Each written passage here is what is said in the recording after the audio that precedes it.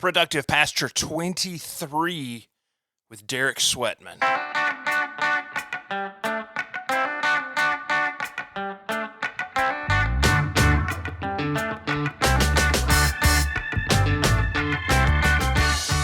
What's going on, friends? Welcome back to the podcast. Productive Pastor 23, Derek Sweatman. We're still on the Pandemic Pastor series.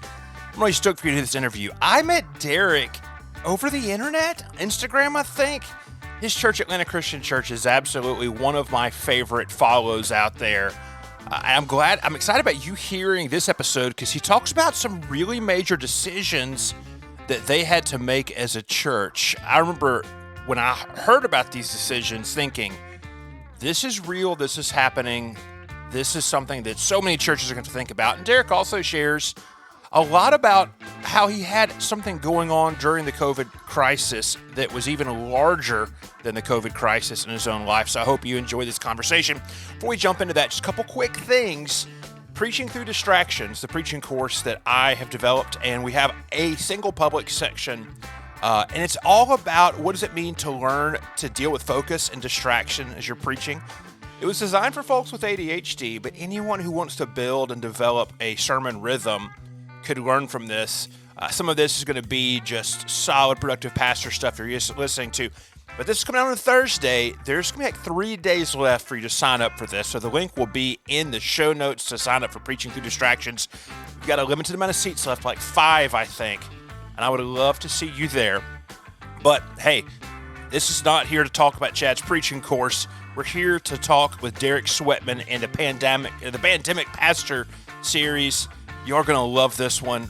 Just solid gold from Derek. He's a wonderful pastor that we can all learn from in this moment.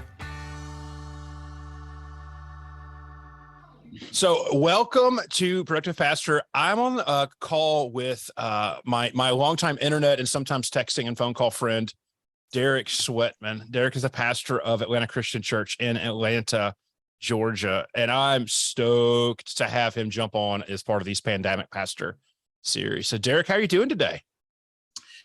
Doing pretty well. It's Monday, so we're coming off that Sunday, meeting, how things go and all that. So it's Monday is always energetic for us. So it's been good. Yeah, I'm just noticing that I'm loving your Jerry poster in the back of your office. Oh yeah, and I've got I'm surrounded here. I got a Tom Petty one here. Oh man. That's Bono in the back. Oh, I think everybody who is interested in working office spaces always tries to get this idea of what people's offices look like from Instagram. Yeah. And I'm glad to be seeing a full shot picture right now. Yeah. So Derek, tell us about Atlanta Christian Church. Well, we've been around since 2004. We had a different name then because we were in a different part of the city. And when we moved from that part to downtown, not many miles, but just enough to change the name, back in 2016, we became Atlanta Christian Church. And it's been an interesting, 18 plus years. I've been here 15 of them. I came in 2.5, 3 years into the whole thing. So I'm only the second pastor they ever had. It was a church planted by a bunch of suburban churches around Atlanta to put one in the city, because in 2004, late 90s, early 2000s, churches were moving back into cities, and this was one of them. And so it's been fun to be a part of that. We're a small, like a parish neighborhood kind of church. There's 120 of us, maybe 150, something like that. And because of the nature of the city, we churn through people every few years. They come and stay for a while. And so there's always a sense of newness and freshness going on. It's not the same people all the time. Even though we have people that have been here forever, but there's definitely a churn, very young. So it's mobile. It's interesting and fun. But yeah, that's where we are. We're right in the middle of the city in Midtown. If people are familiar, Georgia Tech's campus is in our neighborhood. We're very close to the Varsity, if everybody's been to that restaurant. And so we're right in the middle of it all. So yeah. And y'all were, I think the first time me and you ever talked, I sent you a DM or something. It's like, hey, can I call you? it was to ask questions about y'all's transition from being a long-term portable church to Yes. a facility church. And how long were y'all portable? Gosh, 15 years. Yeah. And that was probably 3 different locations. Well, 4, counting the one, the most recent. So 4 locations over 15 years. And then we bought this building in 2016 or 2019. And it's a church building, which we didn't expect to buy. We hadn't been in a church building really at all, just event spaces and things like that. So there was a small church that was owned by a larger church. They just used it for their offices and stuff, and they were selling it, and we took it. And it's really been great, just having a place. But again, we never saw ourselves in a place with pews and a steeple, but it's been wonderful. So that's kind of leading us into this is, how long were y'all in that facility space before lockdown started? Not even 9 months. We were still like, almost still getting used to it. And then in March of whatever that was, 2020, I did a wedding in the building on March 14th. And then the next day we closed, and we didn't reopen for almost 18 months. Yeah. So that kind of as a lead in, so you did a wedding in the building on March 14th. I think an interesting topic is, where pastors' minds were in that weekend. Yeah. Because it really is that Sunday, March 15th is apocalyptic, because that's the Sunday everything changed. Yes. You said I was driving on a bus back from the Holy Land, and we got out on the second to last flight out of Israel before they locked the borders. You're doing a wedding in your church.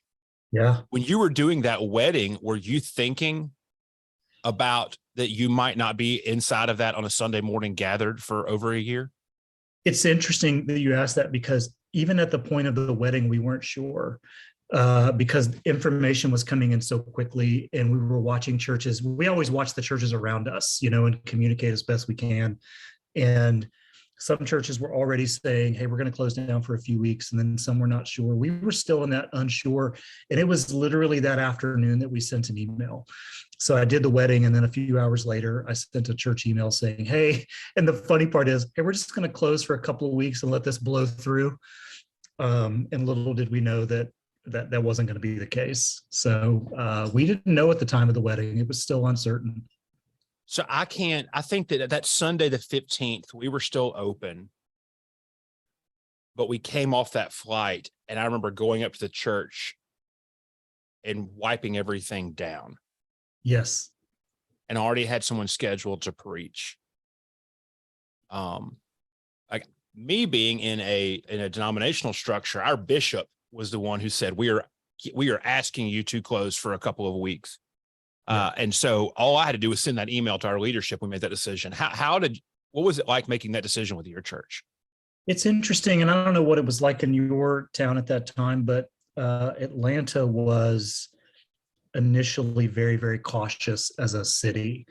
And there were already, not that March 15th weekend, but very soon after that, there were like gathering size mandates going on from the mayor.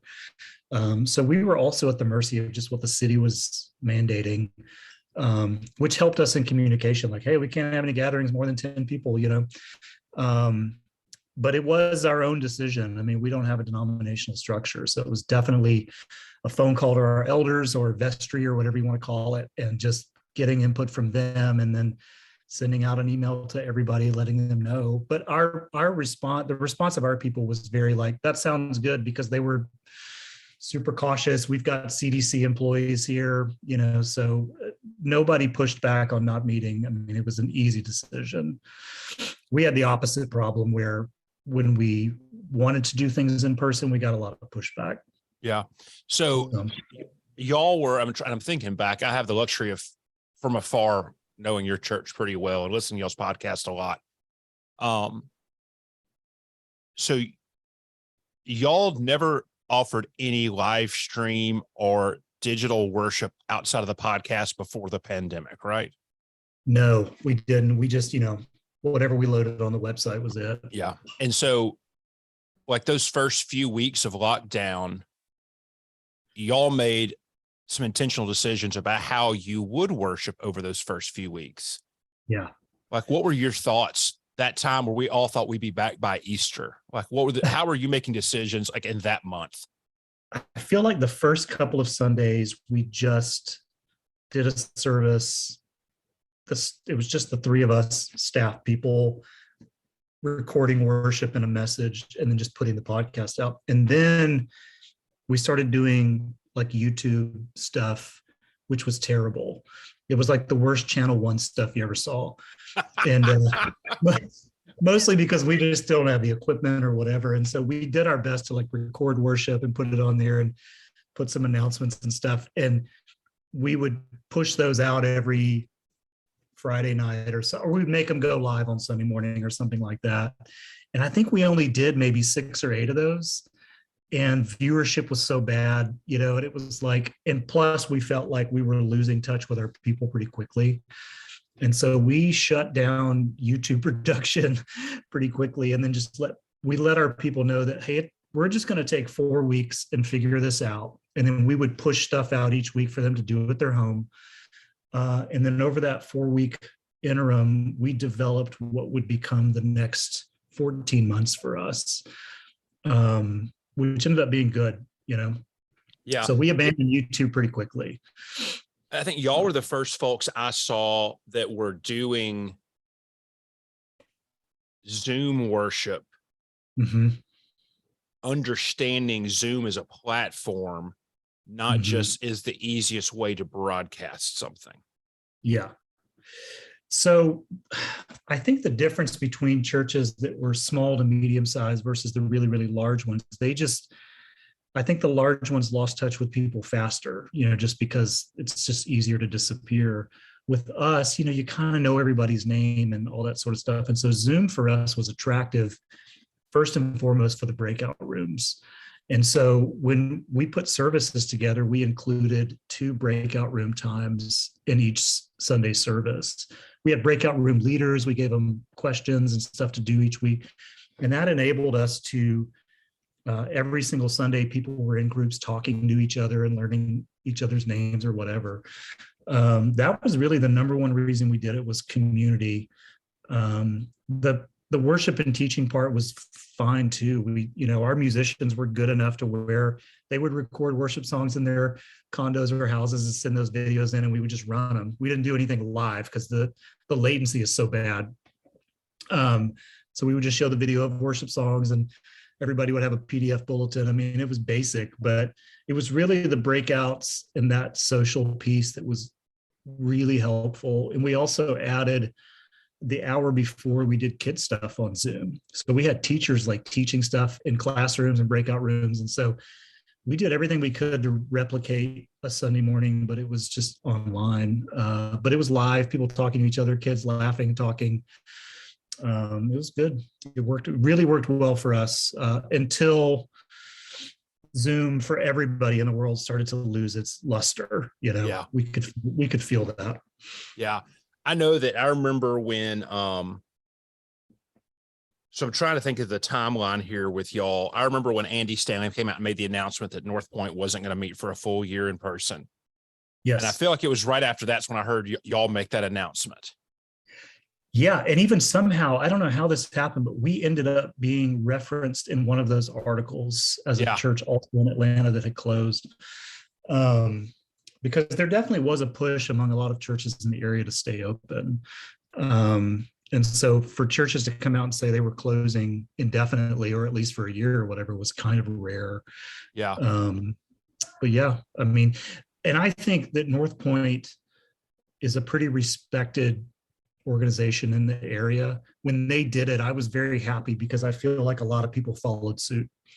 Well, that let y'all, I know that in the community I was in, because I've moved since then, I know that we, all of the regular sized churches were having to scramble because the one really, really big, I mean, I lived in a town of 60,000 people.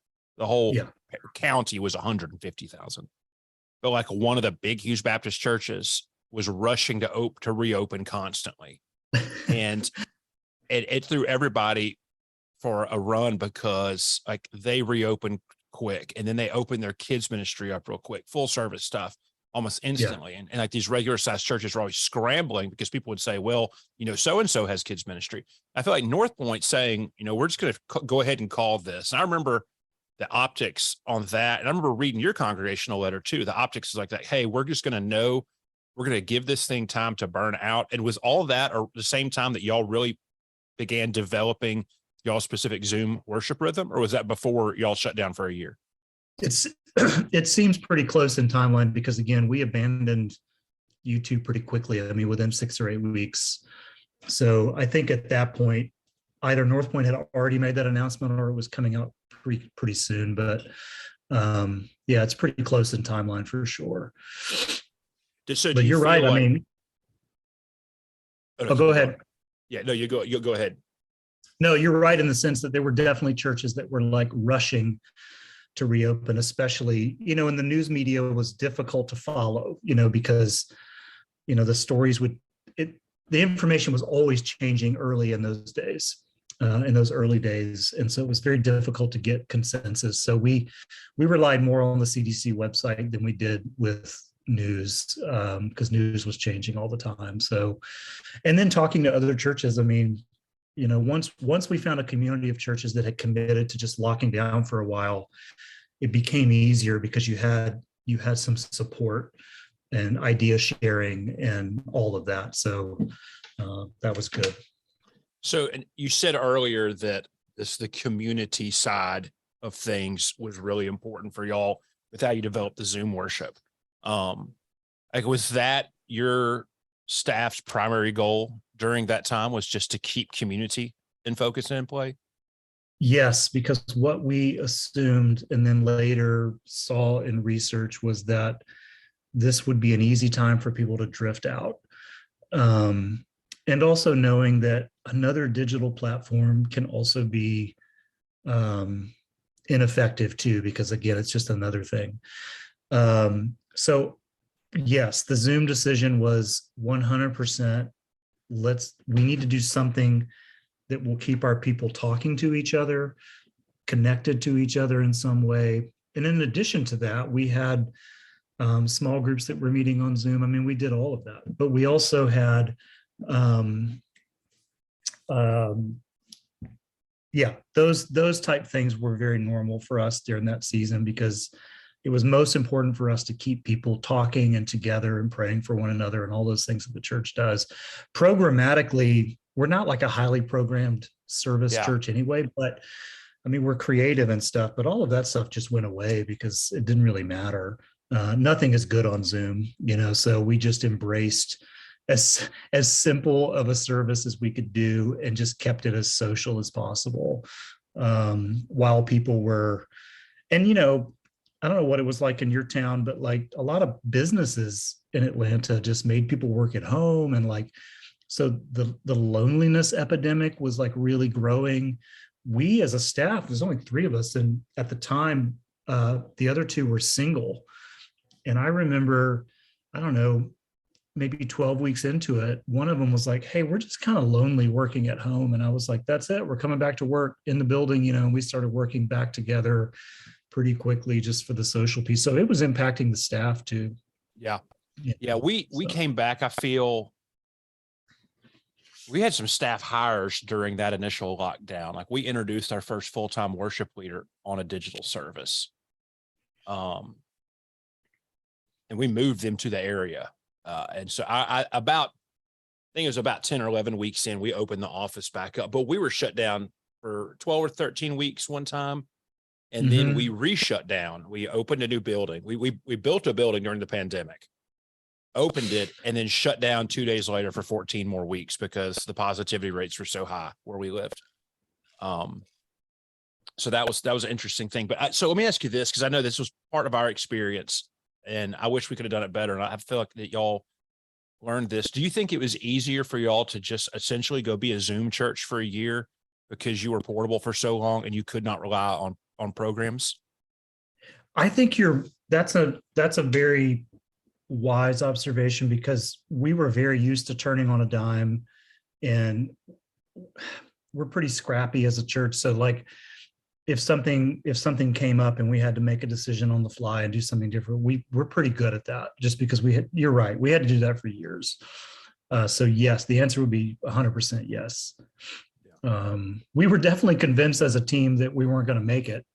It just seemed unlikely, but even though that's the feeling we had, we still just pivoted and made the best of it, and it ended up working out great. Yeah. Like, what do you feel like the adaptation? Because I mean, y'all were closed for a lot longer than most were, especially in the South. Yeah. What adaptation do you feel like was just the best decision that y'all made? Like, you go back and say, this was the best thing that we did. I think the best and most creative thing we did was with our families. We did, Lindsay, our family pastor, ordered these maybe 12 by 12 by 6 boxes. And it just said, it had a logo on it or whatever. And what we would do is we would fill those boxes with a month's worth of like Sunday school material and crafts and whatever. And then we had volunteers come up every month, and they were delivery volunteers. They would go to the homes and deliver these boxes. And those boxes would be the things that the kids would use on Sunday mornings for the next 4 to 6 weeks. So when the teacher got online on Zoom to teach the class, the kids would grab their boxes, their fill-in sheets, their crafts, whatever. And then we would also put things in there, just like some fun stuff, I think that was maybe the most creative thing we do. I'm not doing it justice, just sort of telling you in words, but it was really fun to see just piles of those boxes in the fellowship hall, and volunteers coming up and grabbing maps and just putting them in their car and taking them to people's homes. And that was a way for us to really stay connected, but also to not forget about, the families and the kids. Everybody else was pretty malleable. I mean, like our singles or people without kids or whatever, they were just like, whatever. But I think putting the extra effort in with the families was probably our most creative. That was the most work, I think. Putting a service together on Zoom, to be honest, it wasn't stressful. Getting all those boxes and creative stuff together was the most work, but it was the most rewarding. I think that was really cool. I remember seeing those on y'all's Instagram channel and being like, man, that's a great idea. At first it was funny because we loved it and we were like, we should do this even when we reopen, but that dream went away, Yeah. Well, that kind of goes into this, like, what do you feel like you and Atlanta Christian Church learned over COVID that redefined y'all? Yes. Some of these are odd. I was thinking about this. Our sermons got shorter, which I'm fine with. I mean, I'm 18, 20 minutes at this point, and that was largely due to, I got into that practice on Zoom, those were probably 12, 15 minutes at the most. So our sermons have gotten shorter, which has been great because it gives us more time for communion and whatever. The other thing that was, we did a survey before we reopened, like, hey, what are some things that we did? Actually, we did a town hall. We just invited people to a Zoom town hall and said, what are some things that we were doing during the Zoom year and a half that we could roll over, or some manifestation of that, into the reopening? And this seems so old school, but we have like name tags now, like, because people love seeing people's names on the screens and they learn them or whatever.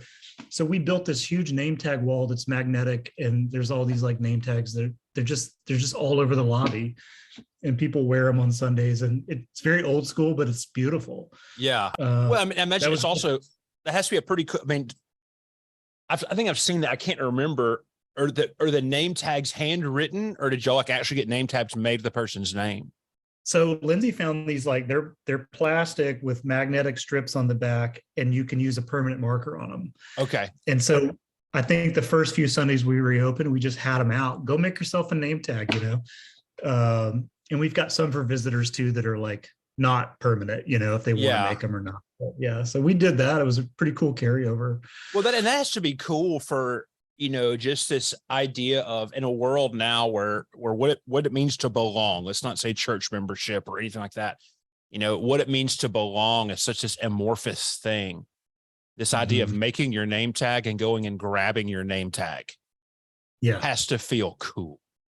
It does. And It's honestly, as a pastor, it helps me too, because I don't always remember people's names. Oh yeah, you don't have any.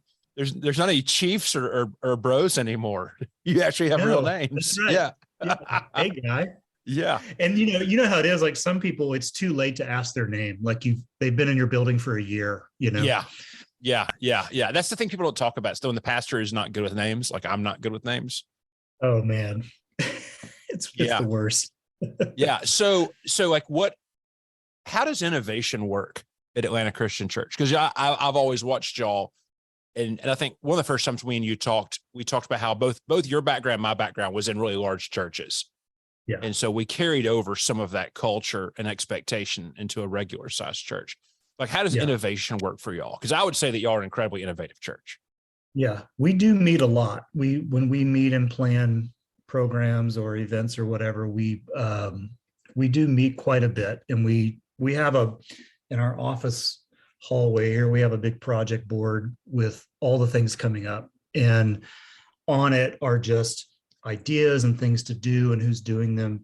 But we definitely talk a lot about what we want the event or the program to feel like, to look like. And I don't know if this makes sense. It probably is hard for me to describe, but when we're planning things, we're always conscious of not trying to compete with,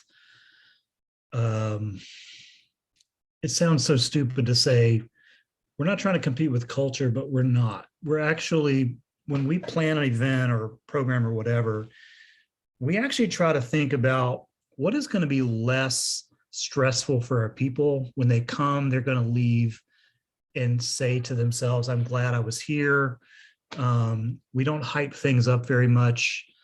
We communicate a lot, but we don't present everything we're doing as like a life-changing event. We present most of what we do as just part of the life process. And we have these things going on and these things going on, and whatever it is you choose to do, one or all of them, they're all going to be well constructed, well staffed and resourced, but it's not necessary for you to do all of these things or whatever. So we don't really communicate this, like, what is the word? Like sometimes I see churches talk about an upcoming sermon series or an event, and it really feels desperate. Just almost needy. And we consciously don't do that, and so part of our innovation process is, how can this be as low key as possible and yet really creative as well? Because our people, like everybody else in the world, they're just busy and they're stressed, and there's so much going on that we want church to be kind of separate from that, and not just another part of like the churn that's going on in everybody's life. So part of the planning process for us is do people feel refreshed when they leave, or stressed? We don't want them to feel stressed. But creatively, we have a good time with that. Lindsay's really creative, my coworker here. And I think knowing your people too is helpful, and just in terms of like what kind of communication works with them, what kind of ads work for them. We've tried things that don't work, and we're like, we'll never do that again. So some of it's trial and error, but most of our creative process is just a lot of talking, a lot of dreaming, a lot of like, we could do this or that. And then, and somehow in that process decide, so how can we make this a little bit off center, to where it's not just the same old, Yeah. So I think that, you're talking about a lot of things I've talked about with other folks before. And I remember at Foundry, we really tried to, and I love how you said, what's going to be less stressful? Mm-hmm. Because there definitely is. I would say for some people, the natural default is the hype machine. Yeah. Like, don't miss this Sunday. Yeah. Like we read an article about FOMO 10 years ago, and like that's, and we just still try to take advantage of that. And Right. I like you said, part of the life process, but not life changing. Yeah. Is that, so how hard do y'all have to stick to that? Or is that just such a natural belief with your staff and leadership that you're not having to defend that culture? I think it's pretty ingrained at this point. Part of it has to do with our church is a lectionary common prayer church, and that whole process of moving through the seasons and the cycle of readings is it's not focused on like a series model where you're trying to get something done. It's more of it's the long obedience in the same direction kind of thing. And so we're very used to, like, not that we don't encourage people to be in the service, but like people are like, hey, sorry I missed Sunday. I'm like, it's fine. Advent's still happening. Yeah. We don't think of each sermon or service or whatever as like the end all be all, so we're used to that. Yeah. I always tell people when they're asking about wanting to jump into a daily Bible reading habit, I point them to the daily office for that reason. Mm-hmm. Is because there's not a stress to complete something because you don't complete. Like, I'm frustrated right now with the daily office reading with the way that we're reading Romans, because it's like every day we're skipping half a chapter. Yeah. And then I always realize it's not about finishing Romans. It's about doing the office. Yeah. And okay, that's a really cool, I think that's a really cool way to talk about the power of the liturgical life in a church that does not have like great tradition moorings, but right. it's creating that ship. Yeah. And there's an intent, there's a focus, and there's the why behind why y'all are like that is really, really strong, rather than we've always just done it this way. Yeah. So how do you think that your leadership has changed since March of 2020? I think, and this about me, but like one of the things that happened during the shutdown was I was diagnosed with cancer, and that really, the timing was good, because I think having that go on and us trying to be open at that time would have been tough. So it ended up being good timing for a pandemic, if there's such a thing. But one of the things that really, along with that and just being closed down for so long and then reopening, and we expended so much energy during those shutdown months pastoring heavily, talking to people all the time, and that has carried over. And I think even though we were a very pastoral church beforehand, I think it's even more so now. Like, it's very, we think in terms of our church as like our parish community, and like what we can do to help people stay connected to one another and to the Lord, and just all those things. And so I think that really is the big filter that everything goes through now, whereas maybe before we were a little bit more interested in like the Sunday service or how things were going with those programs that we're running and whatever. And it's still that way, but I think the focus has shifted more towards a pastoral model, as opposed to like I don't know what you would call it, just like a programmatic model. And that, I think it's benefited us for sure. It definitely did during COVID. And I think coming out of it, we maintained some of that, or a lot of that, like personal touch. At the same time, there's just a couple of us here on staff, and it's tiring. And so we're learning how to spread that out a little bit and get more people involved and with those things. And so we're definitely still learning and growing. But my cancer story is interesting because it's spread. I mean, I got re-diagnosed again back in February of this year, and we didn't really tell the church at the time, just because we didn't really know what was going on, so we didn't want to give information or whatever.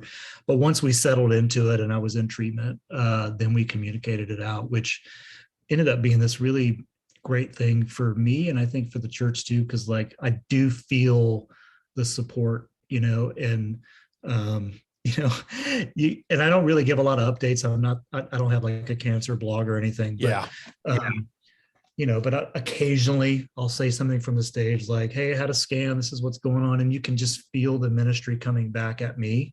Which has really been powerful.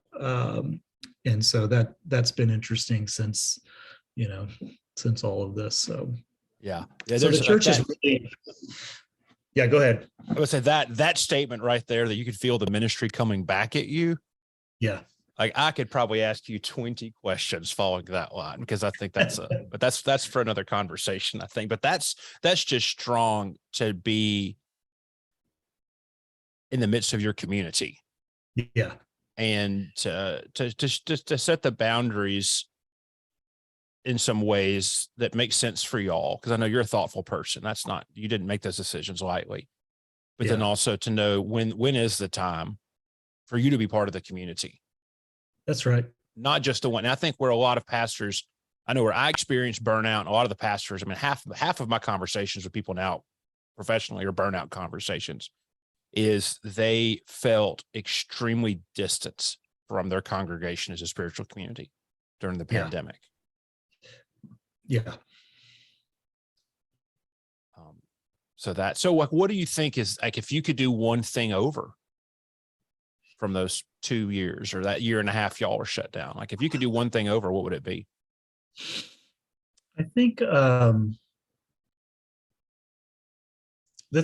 so we made a decision early that we weren't going to harass people about staying connected and being here at everything.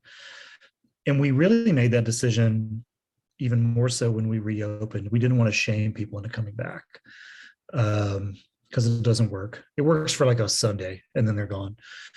And so we were pretty hands off as far as like, I mean, of course we communicated, this is going on, we'd love to see you, but we didn't really do a lot of picking on people about being in the building or being at things that we were doing on Zoom or whatever.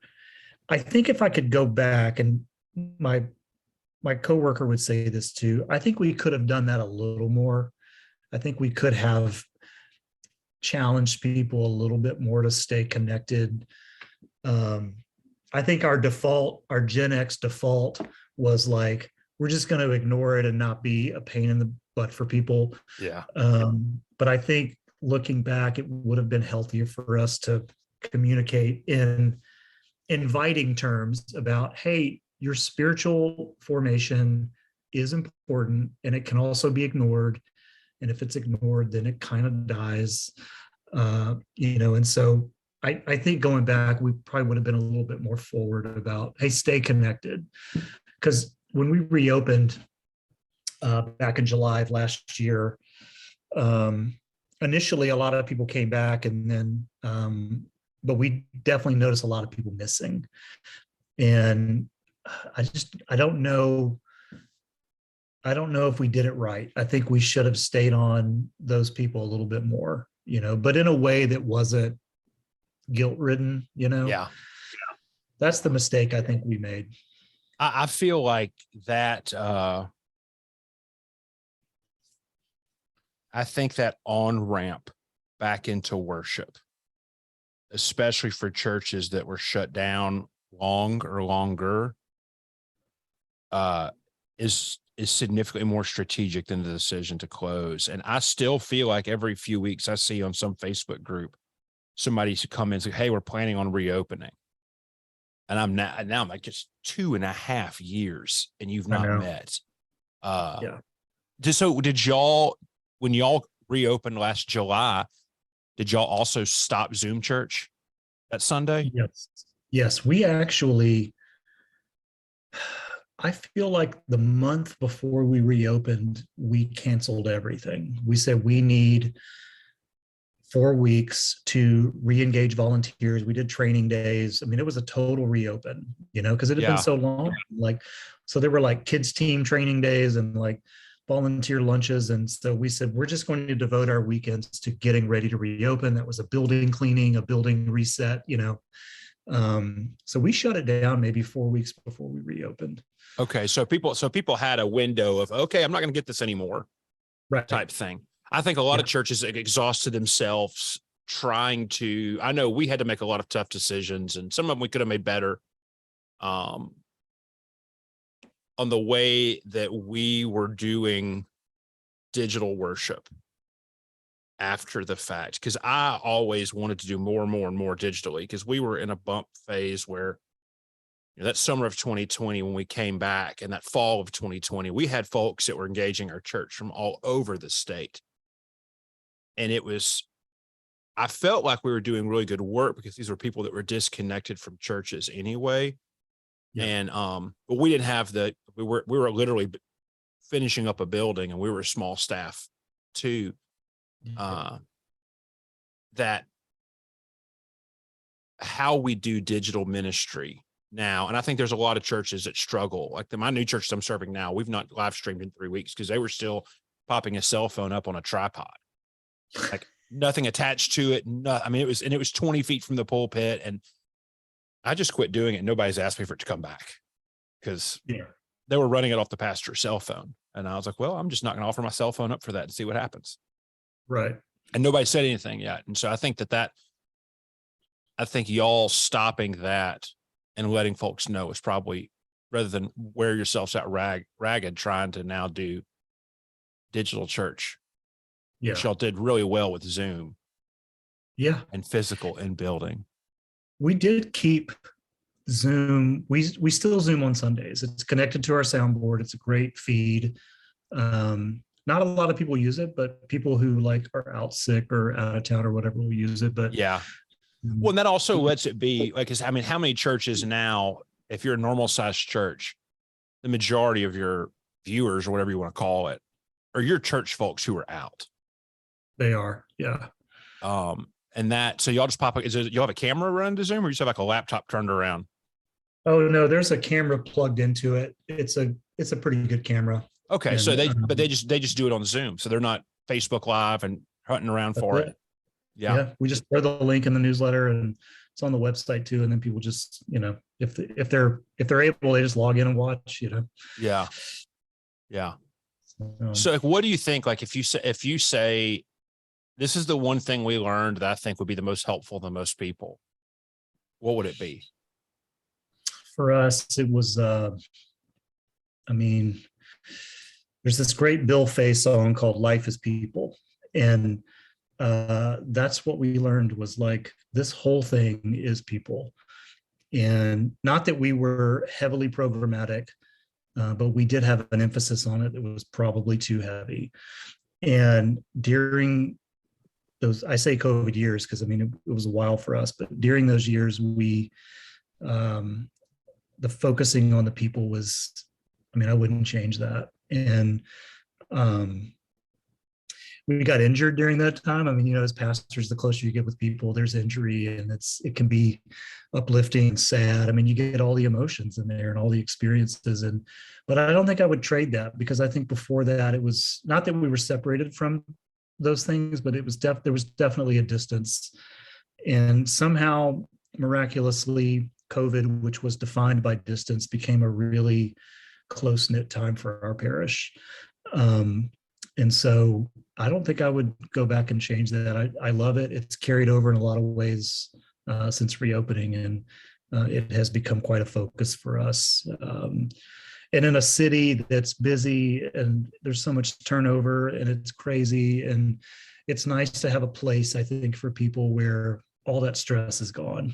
And when they're here, our biggest hope is that it's encouraging, and they're glad they came, and they're glad they're a part of it. So that's what I would not change. Yeah. Yeah. Well, Derek, I appreciate you sharing your story of your ministry at Atlanta Christian Churches with us here. And like I said, I was watching y'all from afar, and this was the one. I told you were the first name on my list of folks to talk to for this, because I feel like you could encapsulate the reason why these conversations are so important. So thanks for being on. Thank you for having me, for sure. Yeah. So before we stop this, before I press stop on the recording, at least, I will say that I'm going to say this at the beginning of the episode. You're one of my favorite follows on Instagram. Because you've got your hands in a couple of different things that are just fun. And so why don't you just tell folks, if they want to keep up with you, where they can do that at? Well, the only social account I have is Instagram, and it's just at Derek Sweatman, DerekSweatman. I do have a blog. It's called forthepastor.org, and it's just pastoral stuff. But if you're not in ministry, it's kind of boring. It's a great blog though. I love it. Yeah, it's fun. But yeah, that's Instagram's all I have, and it's mostly pictures of my records and random things. Oh man. So Derek Sweatman, ladies and gentlemen, it was a really fun conversation. Like I said earlier, Derek's somebody who from afar I have watched. And when I saw the adaptation that they made, that call to stop worship in person for a year, I was intrigued and to think about what does it take to go to that. And I hope that in this interview, what you heard was a couple of things. Number one, just a sense of pastoral responsibility from Derek, but also from his whole staff. But then also this deep, deep connection to relationships, to spiritual growth, as that one thing that kept them making decisions in the way that they made decisions. The thread that has moved throughout several of these conversations, I've had them already, I hope you're unfolding, is how people have discovered the role of relationships as a priority in church.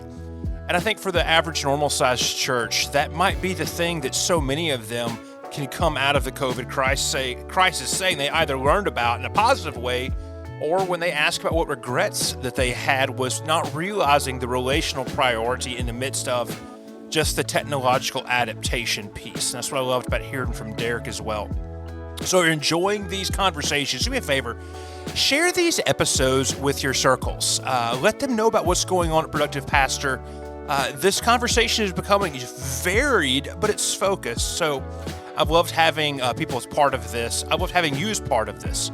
If you're not part of the Productive Pastor community already, I want to encourage you, just go over to Facebook and join that. It's a group of other ministry leaders, and what's fun is it's growing right now away just from senior pastors or teaching pastors. We're starting to see children's workers, youth, administrative folks. It's growing in a very, very fun way.